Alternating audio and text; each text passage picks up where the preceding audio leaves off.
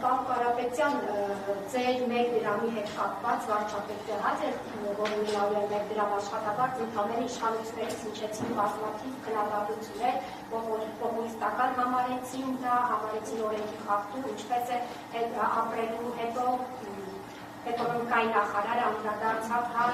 որ գնացել է իր մոտ ձեր բիզնեսների համար արտադրություն եք խնդրել, ուզեի անդրադառնալ այս մեղադրանքներին, եւ դուք խոսեցիք ձեր խոսում եք հայրերի ներկայացին փոքր բիզնեսից, խոսեցիք միջին բիզնեսի մասին, ոչինչ կարծես թե չասեցիք, ես ուշադրություն չէի, ուզեի անդրադառնալ միջին բիզնեսի համար ինչ ունեք,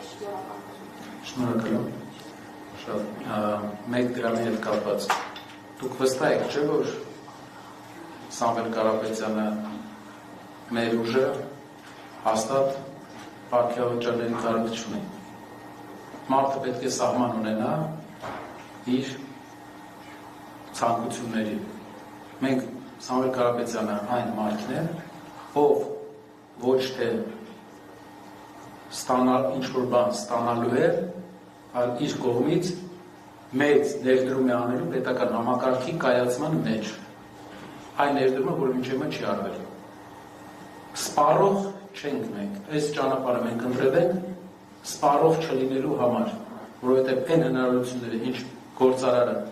հայկական ամենամեծ կորպորացիան ունի, իսկ դաշինք ընկերությունների խումբը այսօր հայկական պատմական ամենամեծ կորպորացիան է, հաստատ շահույթի առումով աննախադեպ է եւ անհամեմատելի է, ես կասեի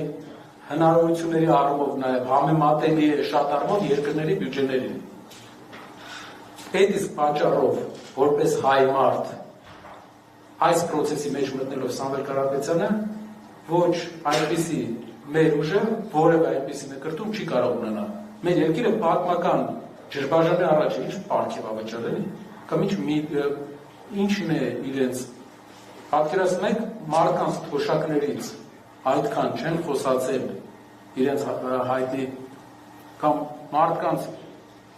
ամբողջ շրջաններ կամ գործ չունեն, ոչ մի բան չեն խոսացել մարդկանցից,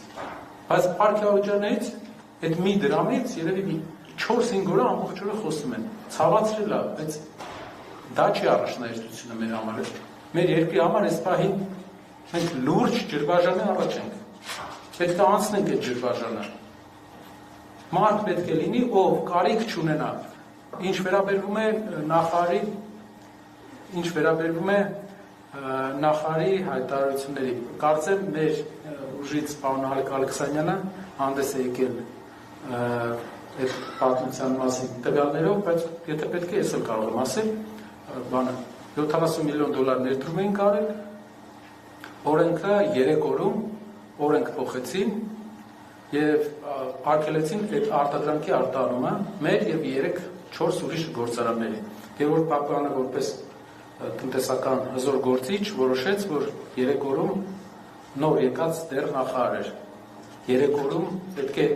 ընդհանուր Հայաստանի մետալուրգիայի ապագայի համար շրջադարձային փոփոխություն անի։ Եվ գնացել էի հանդիպման, ճիշտ որ ասեմ, մի տարի չէի հանդիպել իր հետ, բայց բոլոր նախարարների հետ, ես բոլոր Հայաստանի էկոնոմիկայի նախարարների հետ վերջի 10 տարին երևի ամեն ամիս հանդիպել ենք, քանի որ հիմնական ներդրողն ենք երկրի։ Ի պաշտոն է, այսպես ասած։ Իր հետ մի տարի չէի հանդիպել, ճիշտ որ ասեմ, քանի որ տպավորությունը պրոֆեսիոնալիզմի առումով, չգիտեմ, մի քիչ հարցեր կային։ Հանդիպման արդյունքում տպավորությունները հիմնավորվեցին, ես ներկայացրեցի, որ ոլորտին, մետալուրգիայի ոլորտին հարված է հասցնելու պետք է ժամանակ։ Իրենք առաջարկեցին սուբսիդիա տրամադրել, որը բառացի կողմից ասվել է, որ այս ոլորտի համար սուբսիդիա նպատակահարմար չէ։ Լավ է, որ իր փոխնախարարն էլ այնտեղ եղել, Էդգար, չեմ հիշում ազգանը, ինքն էլ է եղել, երևի ինքն էլ հիմա կամ աշխատանքից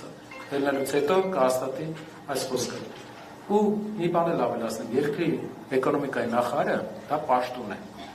Նրանք պետք է զբաղվեն աշխատել գործարանների հետ։ Ինքը, որ ուրախանում է, որ իր այդ մարդը հանդիպել, պետք է հաշվի առնի, որ ինքը կառույցի, ինստիտուտի հետ են հանդիպում։